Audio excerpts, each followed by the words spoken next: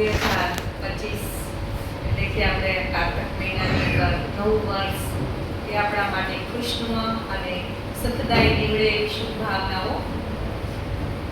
વિશેષ તો આપણા લેવા પટેલનું આ જે સ્નેહ મિલન થાય છે એ આપણા નાનકડા પોરબંદરની અંદર એ ખુશીની વાત છે. અને એમાં પણ આપણો એક સમાજ બન્યો છે અને એ સમાજની અંદર પણ આપણે જોઈ રહ્યા છે ઘણી બધી પ્રગતિઓ થઈ રહી છે. સાથે સાથે આપણા પોરબંદરની અંદર ઘણા એવા આપણા જ જ્ઞાતિના ભાઈઓ એ ટ્રાન્સફર થઈને અલગ અલગ ડિપાર્ટમેન્ટની અંદર આવતા હોય અને આપણને લાભ આપે છે. એ પણ એક ખુશીની વાત છે. વિશેષ તો આજે નવા વર્ષ નિમિત્તે જે સ્નેહ મિલનમાં એક નવા વિચારો આપની સમક્ષ રજૂ કરું છું એ આજના સમયની અંદર ખૂબ જરૂરી છે. આગળના વક્તાઓએ ઘણું બધું સંભળાવી દીધું કે સમાજની અંદર જો અંગ્રેજો ગયા પછી આપણા સમાજનું જો પતન થતું હોય તો એમના એને 5 કારણો બતાવ્યા દાસાની સાહેબે અને એક સુંદર મજાની એવી વાતો એ આપણી સામે રજૂ કરી. એમાં ખાસ કરીને જે પર્યાવરણ વિશે વાત કરી, પર્યાવરણ બચાવો અને સ્વાસ્થ્ય થઈ એ પણ આપણું બચે છે. એના માટે પ્લાસ્ટિકને ત્યાગો, મને પ્લાસ્ટિક છોડો અને થેલીનો ઉપયોગ કરો અને એમાં જલ ઉપર પાણી ઉપર પણ ધ્યાન અપાયું. કેમ કે આપણા ભારત દેશની અંદર 2% પાણી એ પીવા લાયક છે. કેમ કે પર્યાવરણ બચાવીએ તો જ આપણને નિયમિત વરસાદ મળે અને પાણી આપણા ઘર સુધી પહોંચે. આપણે જોઈ રહ્યા છીએ કે ચારો તરફ પ્રકૃતિની હલચલ અને પ્રકૃતિની તમોપ્રધાનતા વધતી જાય છે. એટલે પ્રાકૃતિક આપદાઓથી આજે આપણો જે ખેડૂત સમાજ છે, આપણા ભારત દેશની અંદર 70% એ ખેડૂતો છે અને ખેડૂતથી જ આપણા માનવ જીવનની અંદર આપણે જીવન જીવી શકીએ છીએ સહજ રીતે. કેમ કે આપણે બધા જ આપણા બાપ દાદાઓ એ ખેડૂત છે અને ખેડૂતની વર્તમાન સમયની જે હાલત છે બહુ ખરાબ છે. કદાચ તમે આમાંથી બેઠેલા કોઈ ભાઈઓ, કોઈ માતાઓ, દીકરીઓના દાદા દાદીઓ કે એમના જે કુટુંબમાંથી કોઈ ખેડૂત હશે અને એના ઘરે જઈને તમે જોતા હશો કે એ લોકોની મનોસ્થિતિ અને એની શારીરિક સ્થિતિ કેવી છે. કેમ કે ખેતી છે એ બીજા ઉપર નિર્ભર થઈ છે. વચ્ચે એક વાત યાદ આવી છે, એ થોડું કોશિયા સાહેબે પણ મને ફોકસ કર્યું છે. આપણા સમાજની, પટેલ સમાજની અંદર ઘણા એવા કુરિવાજો વધતા જાય છે અને એ કુરિવાજો લગ્ન પ્રસંગમાં ખાસ જન્મ, સગાઈ અને લગ્ન પ્રસંગમાં એવા કુરિવાજો વધતા જાય છે કે આપણા સમાજની આખી કમાઈ છે ને એ દીકરા દીકરીઓને લગ્નમાં પૂરી થઈ જાય છે. અને એની સામે આપણા સમાજની અંદર ડિવોર્સ પણ એટલા થતા જાય છે. હું લેવા પટેલની દીકરી છું, લુણાગરિયાની. હમણાં જ લૌકિકમાં કોઈ કાર્ય જવાનું થયું તો ત્યાં મેં એ સાંભળ્યું છે સમાજમાંથી કે સગાઈ પણ થાય અને તૂટી જાય. લગ્ન જીવન 1 વર્ષ, 2 વર્ષ, 3 વર્ષ ચાલે અને ડિવોર્સ થઈ જાય છે. તો એનું મૂળ કારણ શું છે?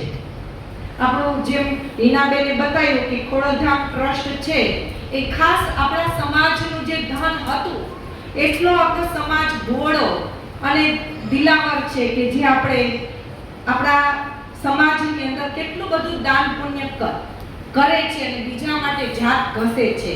એટલે એવા પણ બુદ્ધિશાળી આપણા સમાજની અંદર છે ભાઈઓ, એને એવો વિચાર આવ્યો કે આપણે ખોડલધામ બનાવીએ અને આપણા માતાજીની એ સ્થાપના કરીને ખોડલધામ બનાવ્યું.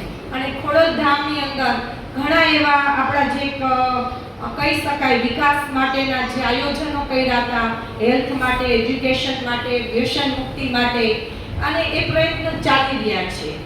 પણ સાથે સાથે બીજું એક પણ પાસું જોઈ રહ્યા છે કે કુરિવાજો એ આપણા જીવનને ઘેરી વળતા જાય છે. અને આપણો સમાજ બૌદ્ધિક રીતે ખૂબ છે અને ધનની દ્રષ્ટિએ પણ ખૂબ પ્રગતિ કરી રહ્યો છે. પણ સાથે સાથે જેટલું ધન એ કમાય છે એટલું જ પાછું ફેશન, વ્યસન અને કુરિવાજોમાં એ બરબાદ થાય છે અને છેલ્લે એ રડવાનો વારો આવે છે. એ વિષયમાં હું ન જતા થોડો વિષય ચેન્જ કરું છું કે શા માટે આવું બને છે.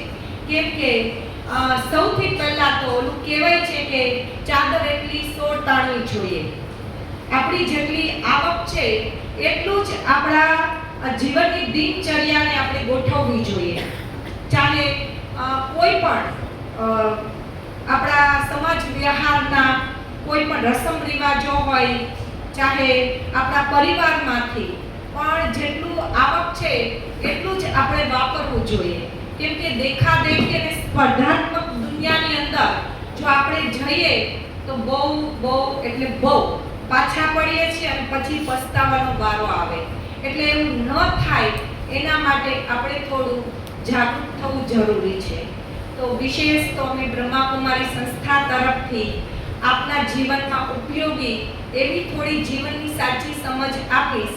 કેમ કે જીવનની સમજ વિના જીવન જ્યારે આપણે જીવીએ છીએ તો ઘણીવાર જીવનમાં આવતી કોઈ પરિસ્થિતિઓ, વિઘ્નો કે સમસ્યાઓ આવે ત્યારે આપણે નાસીપાસ થઈ જઈએ છીએ અને કમજોર થઈ અને ડિપ્રેશનમાં આવી જઈએ છીએ અને જીવનથી હારી થાકી અને બેસી જઈએ છીએ અને એટલું જ આપણે સીમિત રાખી અને યુહી જિંદગીને પાસ કરીએ છીએ.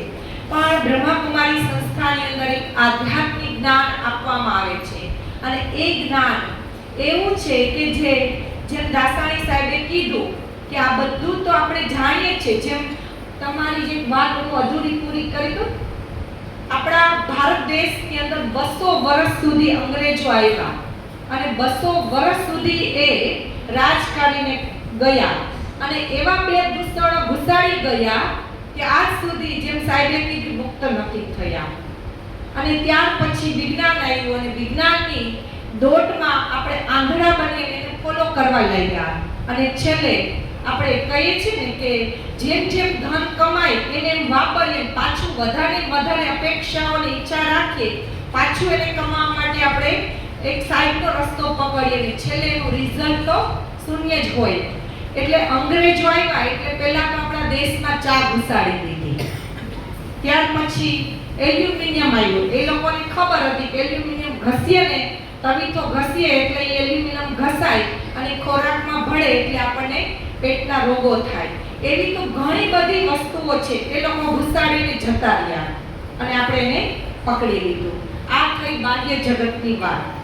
અને ઓલા સાપ ગયા ને લીસોટા રહ્યા એ કામ આપણે કર્યું. પણ હવે એવો સમય નથી. હવેનો જે સમય છે ને એ જાગવાનો સમય છે. કેવી રીતે? કહેવાય છે કે જીના ભી હે સંભલના ભી હે. કેમ કે જાગવું એટલે જરૂરી છે કે આ દુનિયા ખૂબ દોડી રહી છે. સમય એટલો સ્પીડમાં ચાલી રહ્યો છે કે આપણે એને પહોંચી વળતા નથી, પણ સમયની સાથે ચાલી શકીએ છીએ અને સમયને આપણે સદુપયોગ કરી શકીએ છીએ. એના માટે સૌથી પહેલા આપણે જીવનનું જે જ્ઞાન છે જેને અમે આત્મજ્ઞાન કહીએ છીએ. તમે એવું ન માનતા કે બ્રહ્માકુમારીમાં જાય એટલે આ બધું કરવું પડે. એ કોઈ પણ પ્રકારનું બંધન નથી. જ્યારે તમારા મનની અંદર એક રુચિ ઉત્પન્ન કરો કે મારે કંઈક કરવું છે અને એ કરવું છે મારા માટે. જેમ પહેલા જ જ્યારે મહિલા મંડળ બેઠું અને લીનાબેને એટલી સુંદર વાતો શાંતિ વિશેની બતાવી. કેમ કે સૌથી પહેલા જીવનનો મૂળ મંત્ર છે શાંતિ અને જીવનના મૂલ્યો જેને આપણે સદ્ગુણો કહીએ છીએ.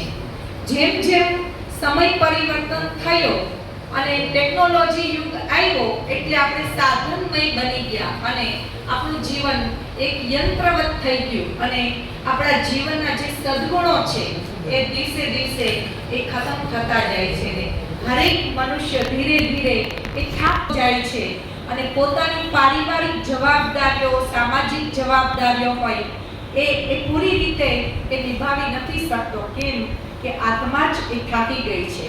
તો એના માટે ભગવાન જેમ એક કાંટાને કાઢવો હોય તો સોયથી કાઢી શકીએ, એવી જ રીતે માનવ જીવનની કમજોરીઓને દૂર કરવા માટે આ સૃષ્ટિ જગત ઉપર એક પરમ શક્તિ પરમાત્મા આ સૃષ્ટિ પર અવતરિત થઈ ગયા ને 89 વર્ષ થયા.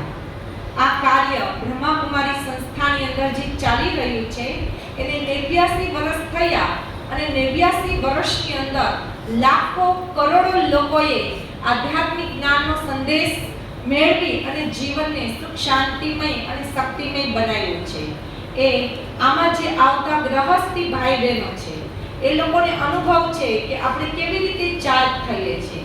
જેવી રીતે મોબાઈલની બેટરીની ચાર્જ કરવી હોય તો આપણે લાઇટમાં જોડી દઈએ ચાર્જરમાં એટલે ચાર્જ થઈ જાય છે. એવી જ રીતે જીવનની અંદર આપણે મેડિટેશન ખૂબ જરૂરી છે. એ કેવી રીતે કે બ્રહ્માકુમારીમાં રાજ્યોનો કોર્સ શીખવામાં આવે એ જીવનમાંથી 7 કલાક કાઢી તો જીવનના બધા જ પ્રશ્નો એ હલ થઈ જાય છે અને જીવનમાં સાચી સુખ શાંતિ મળી જાય છે. કેમ કે આજે વર્તમાન સમયે તમે અહીંયા બેઠાની એક પ્રેક્ટિકલ એવી બુદ્ધિની કસોટી કરી આપણા લીના બેને તમે બધા બહેનોને અને એને કરાવી અને એને કીધું તું કે આપણો હાથ છે એને કપાળમાં રાખવાનો છે. બેન અહીંયા બોલતા જ હતા તો આપણે શબ્દ સાંભળતા હતા અને સાથે સાથે તમે આંખોથી જોતા હતા કેમ કે બેન પ્રેક્ટિકલ કરાવતા હતા. એટલે આમાંથી 5% બહેનો એવા હતા કે જેને કપાળે હાથ રાખ્યો, બાકી બધા અહીંયા રાખ્યો, કોઈએ અહીંયા રાખ્યો હતો. એનો અર્થ એવો કે આપણે જોઈએ છીએ શું, સાંભળીએ છીએ શું અને કરીએ છીએ શું. હવે કરવાનું શું છે? આપણે જે કંઈ જીવનની મૂળ લક્ષ્ય છે જીવનમાં સુખ અને શાંતિની પ્રાપ્તિ કરવી એ કેવી રીતે થાય? તો અમે એક ઝુંબેશ ઉપાડ્યો છે આપણા ગુજરાતની અંદર આધ્યાત્મિક કાર્યને 1965 થી 2025 એટલે